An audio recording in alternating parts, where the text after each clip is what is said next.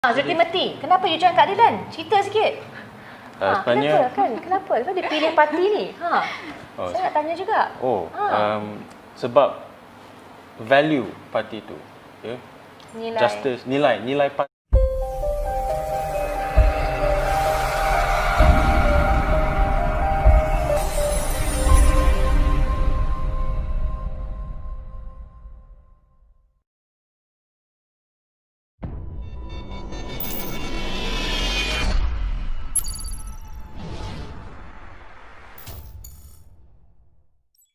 Channel Cerita Jak Lebih.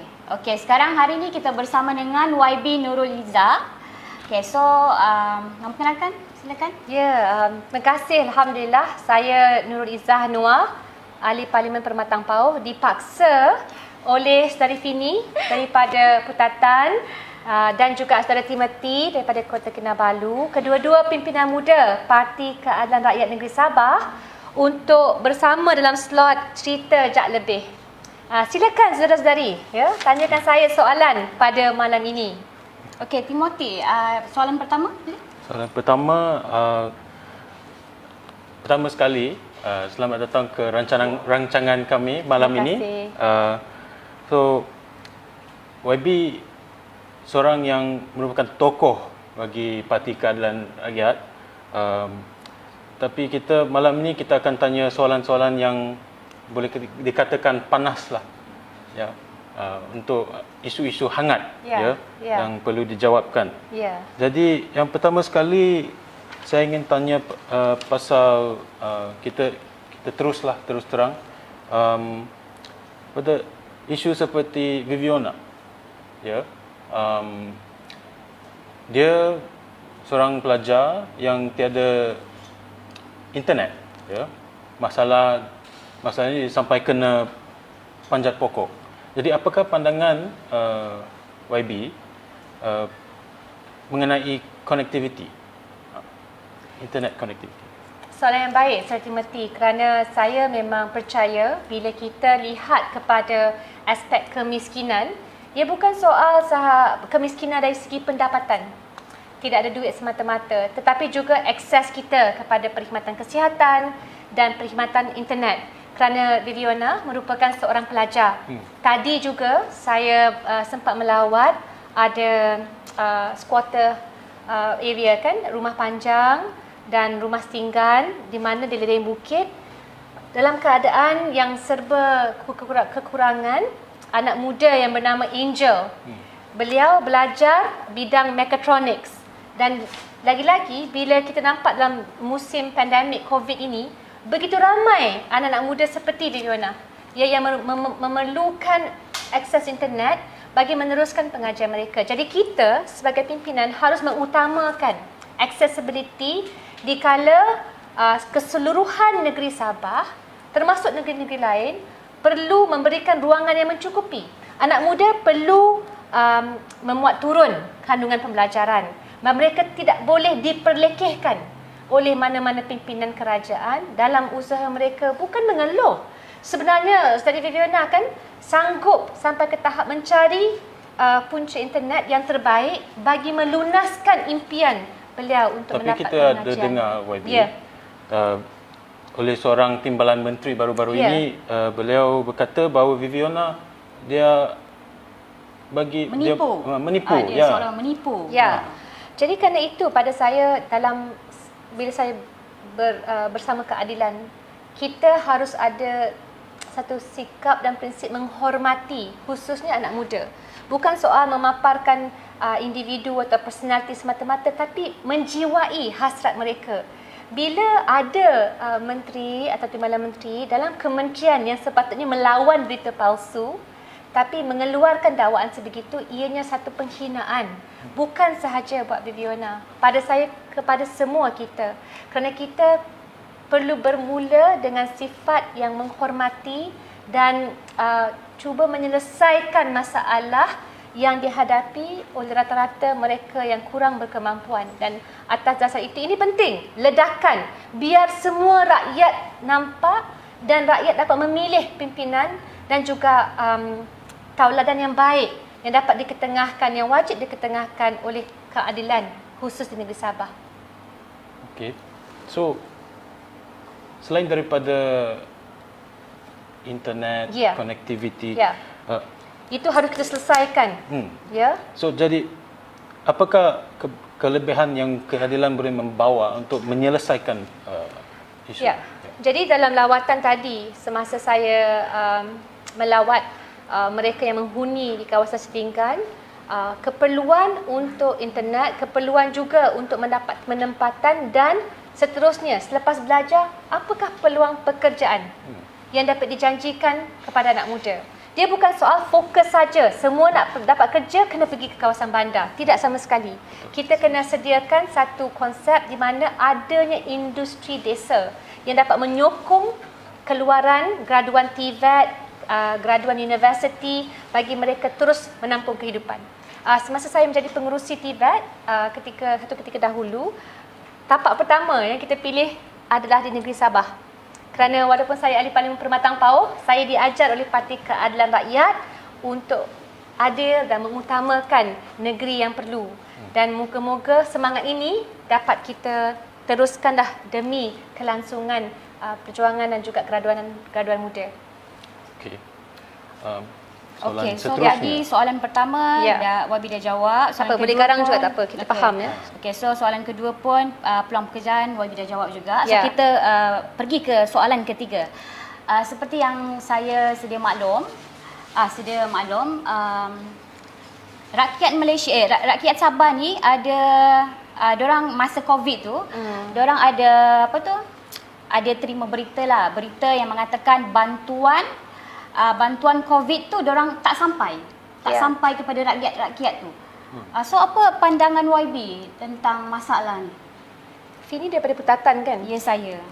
Bagaimana orang di Petatan? Bagaimana orang kampung di sana? Adakah mereka mencukupi bantuan, mendapatkan bantuan yang memadai dalam tempoh Covid? Okey, secara jujurnya saya daripada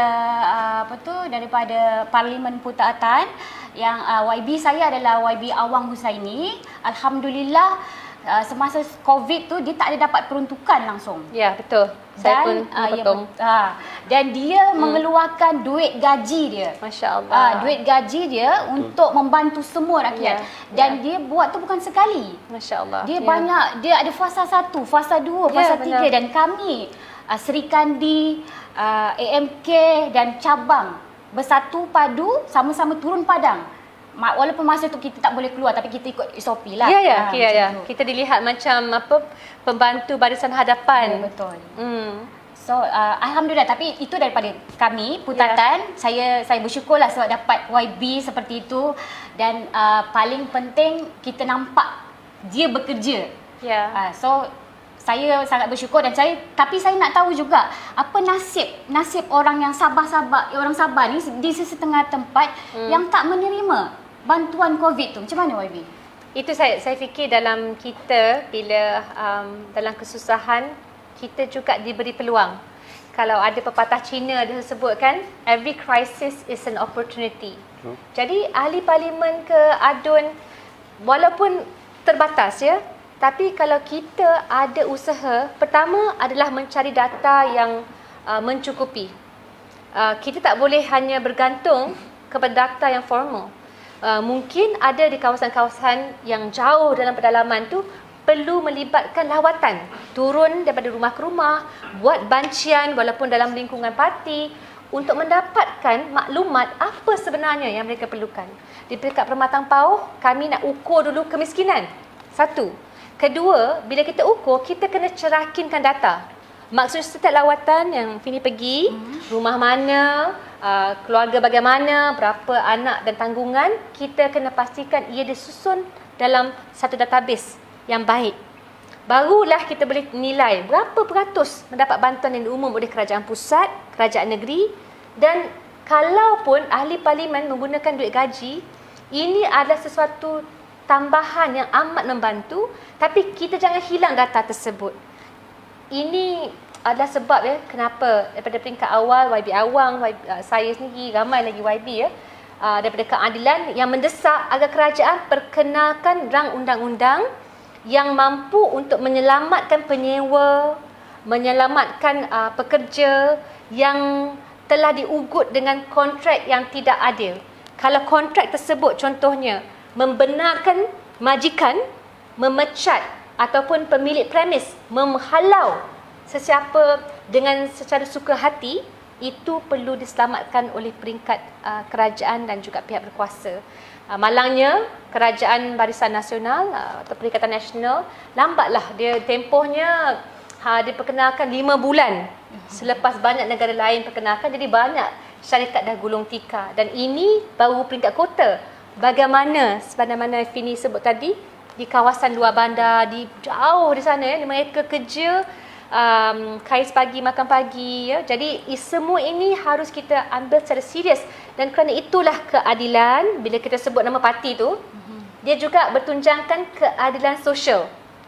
Jadi saya harap dalam kali ini saya suka mendengar kisah daripada Fini kan tak apa yang dibuat oleh YB Awang. Kami juga di Perkhidmatan PAUH menggunakan apa yang ada termasuk gaji, tapi semangat ini yang kita mahukan. Bila susah kita sama-sama berikan dukungan dan bila senang insya-Allah dapatlah kita kongsi secara bersama. Zulkifli, kenapa you join keadilan? Cerita sikit.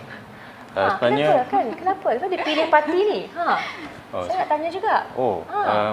Sebab value parti itu, justice, nilai parti itu adalah selaras dengan nilai persendirian saya. Alhamdulillah. Jadi saya pun rasa inilah parti untuk saya. Kotoh Wadan. Thank you. So apa lagi soalan last? Saya ada lagi satu soalan. Terakhir. Mungkin mungkin ada tambahan juga. Tapi sabar je lah. Tapi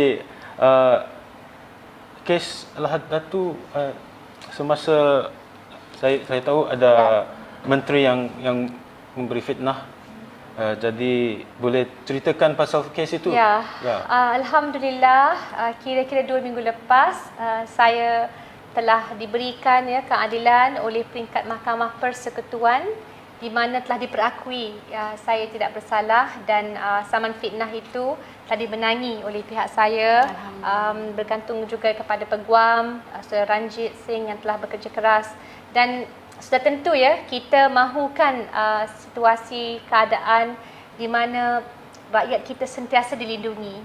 Jadi pada saya antara perkara yang penting adalah kalaupun kita pemimpin daripada berlainan parti, kita tak mahu dilemparkan dengan fitnah dan serangan yang tidak benar. Yang kita mahu adalah suasana di mana kita bercakap tentang dasar dan program yang boleh membantu rakyat. So thank you for that. It means a lot to win the case. So saya ada satu lagi soalan. Berkaitan dengan apa yang YB sudah sampaikan tadi. Kami. Yes, please. So mengenai dengan empowerment, bukan saja itu tapi keupayaan pekerjaan sebagai Parti Keadilan Rakyat, adakah kita memang perjuangkan semua ini untuk rakyat Sabah, tapi mampukah keadilan membawa ini ke tahap seterusnya? Ya, saya setuju dengan cabaran tersebut. Kita dalam mana-mana parti, khususnya keadilan, kita berdiri sejak tahun 1999. Ketika itu kita dapat keputusan tak boleh jadi parti yang hanya berpusat di Kuala Lumpur atau Pulau Pinang. Kita nak semarakkan semangat ini untuk mengubah taraf hidup rakyat ke seluruh Malaysia. Dan syukurlah kita hidup daripada 1999 sekarang terus untuk pastikan Malaysia dan dasar ini prihatin dan kalis pada masa hadapan. Isunya adalah kepelbagaian, satu. Tapi kedua, untuk menunjukkan bila dasar sentiasa mengutamakan satu kepimpinan yang bersih dan kepedulian. Dato' Sri Anwar suka sebut kepedulian. That means you always prihatin, you always focus untuk mengangkat taraf hidup rakyat. Dia bukan soal kerja setahun atau 2 tahun.